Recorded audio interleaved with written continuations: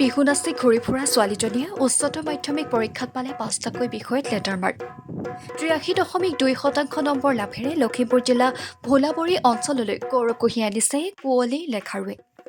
আজি ঘোষণা হোৱা উচ্চতৰ মাধ্যমিক পৰীক্ষাত নিজৰ মেধাৰ ফলত গৌৰৱ কঢ়িয়াই আনিছে ৰাজ্যখনৰ ছাত্ৰ ছাত্ৰীসকলে। ৰাজ্যৰ বিভিন্ন প্ৰান্তৰ সমান্তৰালকৈ লখিমপুৰ জিলা ভোগপুৰৰ খেৰাজঘাট ছিনিয়ৰ ছেকেণ্ডেৰী স্কুলৰ ছাত্ৰী ভোলাবৰী কুঁৱলী লেখাৰুৱে ৫টাকৈ বিষয়ত লেটাৰ নম্বৰসহ ৮৩.২% নম্বৰ লৈ উত্তীৰ্ণ হ'বলৈ সক্ষম হৈছে। উল্লেখযোগ্য যে কুঁৱলী লেখাৰুৱে সুন্দৰকৈ ঢোল বজোৱা সমান্তৰালকৈ সত্ৰীয়া নৃত্য, বিহু নাচ, সাহিত্যৰ জৰিয়তে অব্যাহত ৰাখিছে সাংস্কৃতিক যাত্ৰাও। বিহু বুলিয়ে ছোৱালীজনীৰ এই সফলতা নিশ্চিতভাৱে উৎফুল্লিত হৈ পৰিছে পৰিয়ালৰ লগতে অঞ্চলবাসীৰ ৰাইজ। ভোলাবৰী অঞ্চলৰ হেমন্ত লেখাৰু আৰু জয়শ্ৰী লেখাৰুৰ একমাত্ৰ সন্তান কুঁৱলী ভৱিষ্যতে এগৰাকী প্ৰশাসনিক বিষয়া হোৱাৰ সপোন আছে বুলি ৰাইজৰ বাৰ্তাক জনাইছে। আবৃত্তি কৰিবলৈ লৈছোঁ প্ৰিয় কবি বীৰেন্দ্ৰ কুমাৰ ভট্টাচাৰ্যৰ কবিতা বিষ্ণুৰাভা এতিয়া কিমান ৰাতি। বিষ্ণুৰাভা এতিয়া কিমান ৰাতি, তুমি সাৰে আছোঁ আমি আৰু সাৰে আছোঁ প্ৰীতি।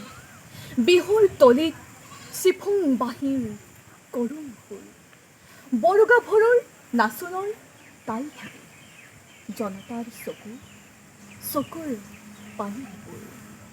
মাজ নিশা কোনে ৰাজালি দি আক্ষেপ কৰি যায়, বিষ্ণুৰাভা আজি নাই।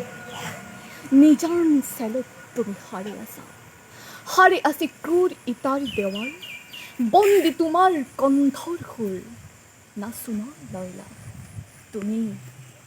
সমূহ ৰাইজলৈ ৰাইজৰ বাৰ্তাৰ চেনেলৰ যোগেদি মোৰ আন্তৰিক শ্ৰদ্ধা জ্ঞাপন কৰিছোঁ।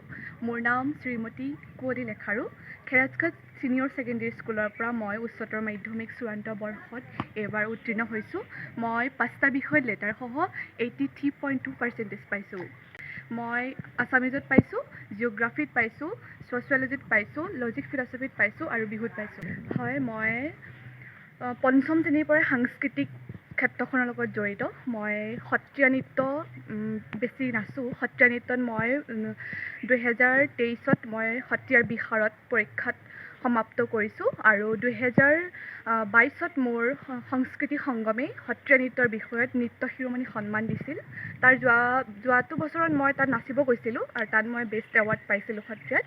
আৰু তেনেকৈ মই ঢোল বজাইছোঁ যোৱা বছৰৰ পৰা, যিটো গাগৰি ছোৱালী বিহু দল, যিটো বৰ্তমান জনপ্ৰিয়তা অধিক লাভ কৰিছে, সেই দলটোত মই ঢোল বজাওঁ। তাৰ পৰা মই ক্ষেত্ৰখনত মই বেছি জড়িত। সৰুৰ পৰা মই কবিতা আবৃত্তি, বক্তৃতা, তৰ্ক তেনেদৰে সকলোবিলাক কৰোঁ আৰু মই ভাও লওঁ আৰু মোৰ অভিনয় মোৰ আটাইতকৈ প্ৰিয়। মই অভিনয় কৰি ভাল পাওঁ। হয়, মোৰ বৰ্তমান এতিয়া গ্ৰেজুৱেশ্যন কৰিম পলিটিকেল ছায়েন্সত আৰু মোৰ সপোন আছে মোৰ এগৰাকী প্ৰশাসনিক বিষয়া হোৱা আৰু লগতে মোৰ যিটো সাংস্কৃতিক দিশ সেইটো মোৰ লগতে মই অক্ষুণ্ণ ৰাখিম। পঢ়াৰ ক্ষেত্ৰত মোৰ মা দেউতাৰ নাম মই প্ৰথমতেই ল'ম আৰু মোৰ মায়ে মোৰ যিটো সাংস্কৃতিক দিশ সেইটোৰ লগত মোৰ মা একদম জড়িত মোৰ লগত। মই পঢ়া শুনাৰ মাজতো নাচ গান কবিতা আৰু বিভিন্ন অনুষ্ঠানত মই পৰিৱেশন কৰোঁ আৰু তেতিয়া মোৰ সহযোগিতা আগবঢ়ায় মোৰ মায়ে আৰু দেউতাই মোক এই ক্ষেত্ৰত সহায় কৰে আৰু মোক সাহস দিয়ে। আৰু মোৰ সাংস্কৃতিক ক্ষেত্ৰখনৰ গুৰু হৈছে জৰাবাৰীত অৱস্থিত শংকৰ মাধৱ সত্ৰীয়া সংগীত বিদ্যালয়ৰ অধ্যক্ষ শ্ৰীযুত পুলক বৰা ছাৰ।